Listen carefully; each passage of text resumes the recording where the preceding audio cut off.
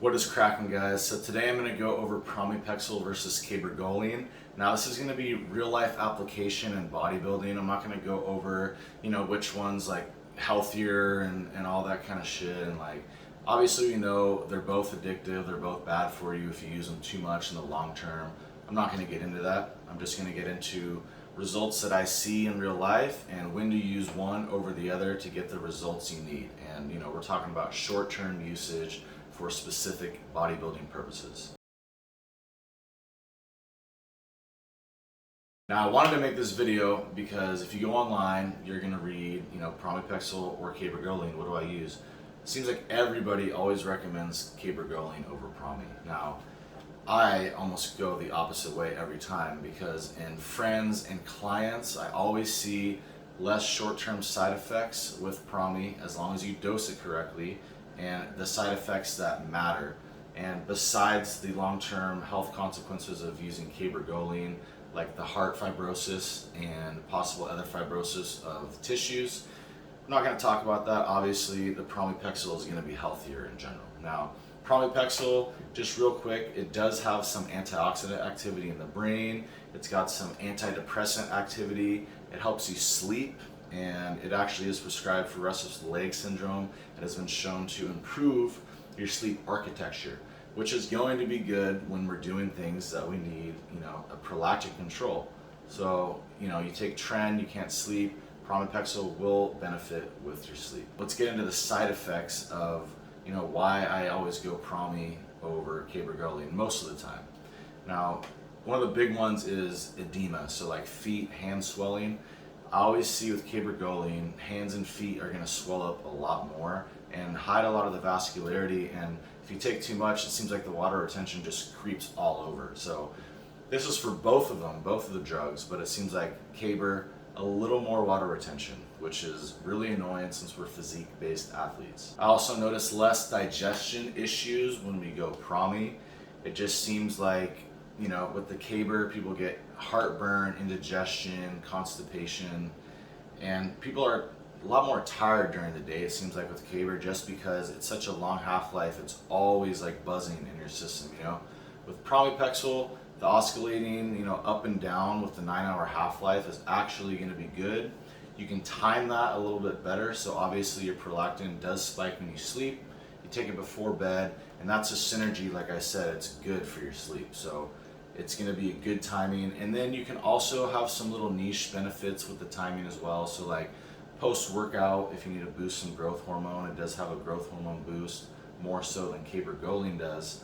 And also, if you need to do some like fasted cardio or something like that, you could time it correctly. Prami, it attaches to the D3 receptor very hard, and also the D2 dopamine receptor. And Cabergoline's, basically the other way around. It attaches to the D2 receptor very hard and the D3 receptor as well, but not as hard. Now, I've noticed that Cabergoline, with the D2 receptor binding, it will really, really smash your prolactin down quick, and it's very effective and it's very hard. So if you are lactating or you're having like extreme prolactin issues, Cabergoline is going to be the one you need for backup. That's a good one to have on hand.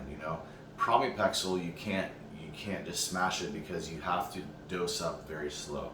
So that's where people run into issues. But I go Caber for the backup emergency, and then you slowly bring in the Pramipexole as the Cabergoline goes down. So it's like you hit Caber, and then when it's coming down, you're slowly titrating up your Pramipexole into a similar effective dose. Like I mentioned, with the D3 receptor, that is the receptor that's going to have a lot more neurological activity. It's actually all positive neurological activity. Now keep in mind, like I said, the D3 receptor is hit a lot harder with Pramipexole. So this is the antidepressant stuff, this is the antioxidant activity in the brain, and a couple other benefits that helps the dopamine receptor not downregulate as hard as when it's hitting the D2. So Pramipexole has a little plus in that.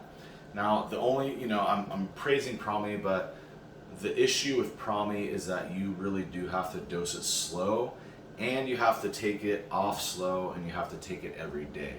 So those are the issues with Prami. And it's basically you're just getting rewarded for planning and putting in a little more effort. It's just going to be better for pretty much your overall health, body composition, and how you feel. So as long as you can dose it every night, you know, you're not traveling and it's not a big issue for you, always go prami over Caber. Now keep in mind, you know, obviously some people have individual differences and they can't use prami because of the neurological side effects.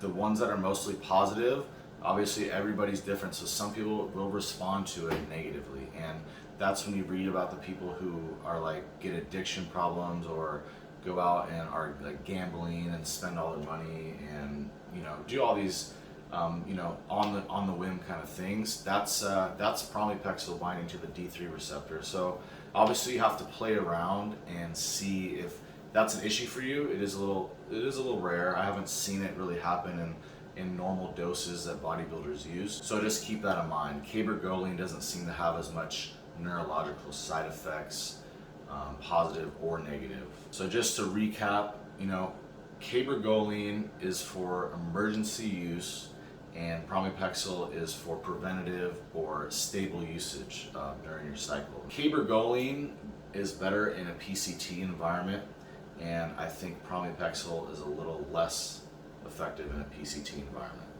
This is just from anecdotally, just what I've seen, and this is how I minimize my Cabergoline dosage and help me transition. So like post-show, if they're using prami like, you know, every night, you know, you take them down off the prami and, you know, you cut their dose in half like right after the show, and then you add in, you know, about 1/8 of a tab of Caber, so like a 0.25 milligrams of Cabergoline, and you basically just do that twice a week as you're bringing the prami down. And then once you are about a month out, you should just get off the Caber. Now that's how I do it post-show if people have been on a dopamine agonist for a long time.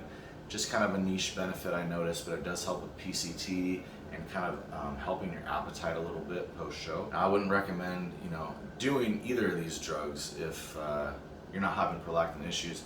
These are just like real-world experiences, and it just seems like if you ask anybody, go Caber, but I always recommend prami. That's just what I thought. I wanted to share my experience with it because it is the opposite opinion of most online. I've talked to a couple good coaches that are like good prep coaches and an IFBB pro that I'm like acquaintances with, and for some reason they recommend prami, and a lot of them do, and then it seems like you go online and you get the Caber crowd. So I don't know, it seems like the advanced guys go prami, and I always recommend that. It just works a lot better. So hopefully this helped. If you guys are interested, please subscribe. It helps me out a lot. You know, I really do appreciate it. And I got all my socials, email, and shit like that in the description. And thank you so much for watching, guys. Take care.